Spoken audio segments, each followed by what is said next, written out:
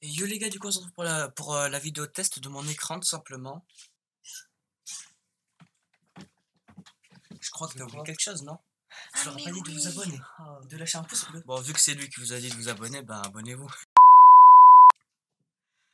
Bon, du coup, plus sérieusement, ça fait 3 semaines, désolé, j'avais dit que j'allais la faire une semaine, puis après 2 semaines après. Il y a eu que des retardements, mais tout simplement parce que, ben, il y avait trop de travail, c'est pour ça que toutes les vidéos qui étaient sorties, c'était déjà préparé en fait. Bon, du coup, là, on est vraiment pour la présentation de l'écran. Alors, tout d'abord, faut savoir du coup que j'ai pu vraiment bien le tester l'écran cette fois-ci.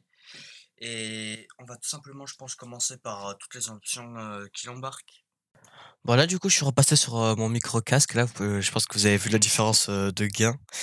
Du coup, faut tout simplement savoir qu'il a une molette située à l'arrière de l'écran. Je sais pas si vous la voyez juste là.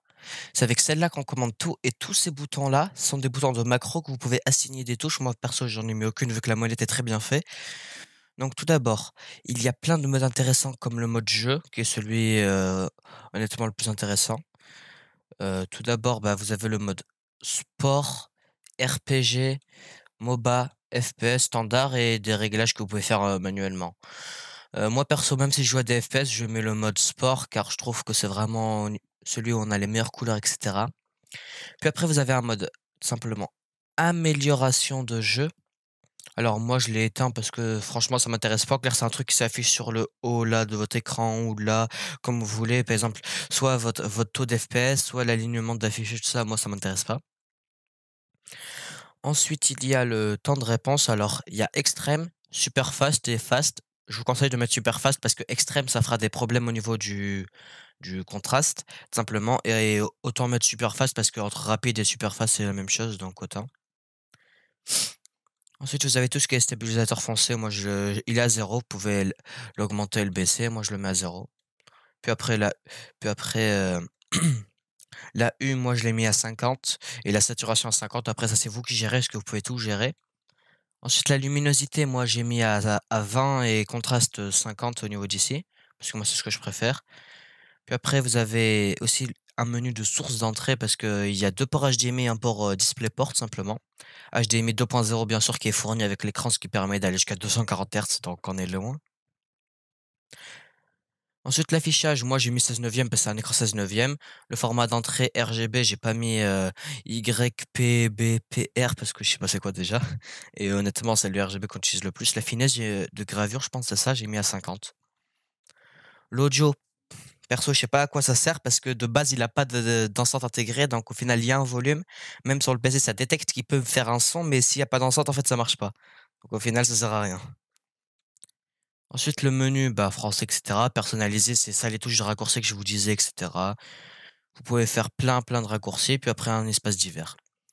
Bon, ça, c'était tout ce qu'il embarquait comme, raccourcis, et cetera. Maintenant, on se retrouve pour la suite et on repasse sur un flou d'arrière-plan. Alors, faut tout simplement savoir déjà que c'est une dalle TN, donc plein de gens vont dire qu'il y aura des moins bonnes couleurs, et cetera, que des dalles IPS ou VA, alors qu'en fait, pas du tout. Moi aussi, je me suis dit ça au début avant de l'acheter. Mais au final, vraiment, c'est une dalle TN, mais de très bonne qualité avec des technologies, et cetera. Donc, ce qui fait que pour cette dalle TN, en vrai, c'est un écran très polyvalent parce que c'est pas un écran, par exemple, faire que du FPS. Si vous cherchez un écran que pour du FPS, achetez un BenQ Zowie, c'est le meilleur, actuellement. Mais ça, c'est un écran clair qui va permettre de jouer très bien à des jeux solo comme à des FPS. C'est pour ça que c'est vraiment un très bon écran. Par exemple, si vous voulez regarder des films, et cetera, pas de problème, c'est un écran de très bonne qualité. Donc, même si c'est une Dalten, faut pas sous-estimer les Dalten. Du coup, je l'ai testé en jeu, en stream, et cetera. Alors en jeu, c'est vraiment aucun problème. Vraiment, il se débrouille très bien. J'ai même changé les couleurs sur Valorant parce que j'aime bien avoir des couleurs un peu plus flashées pour mieux voir dans les smokes, et cetera. Donc c'est vraiment parfait. Après, c'est un écran vraiment qui embarque plein de fonctionnalités, comme déjà un pied réglable en hauteur, qui est pivotable énorme, et tout, etc. Donc c'est vraiment un excellent écran. Le seul inconvénient, je croyais qu'il était rotatif, mais en fait, on peut pas le pivoter comme ça. C'est tout simplement impossible. Mais par contre, en vrai, le pied est très bien, surtout qu'il peut se monter très haut, etc. Il est compatible avec une fixation VESA 100x100 pour mettre un pied amovible. Donc c'est vraiment un écran très bien, que ce soit pour du gaming, etc. Entre la 144 Hz et la 60 Hz de mon écran là, juste ici, là, et ben, je peux vous dire qu'il y a de la différence parce que dans l'écran 60 Hz, voilà quoi. Surtout dans le bureau.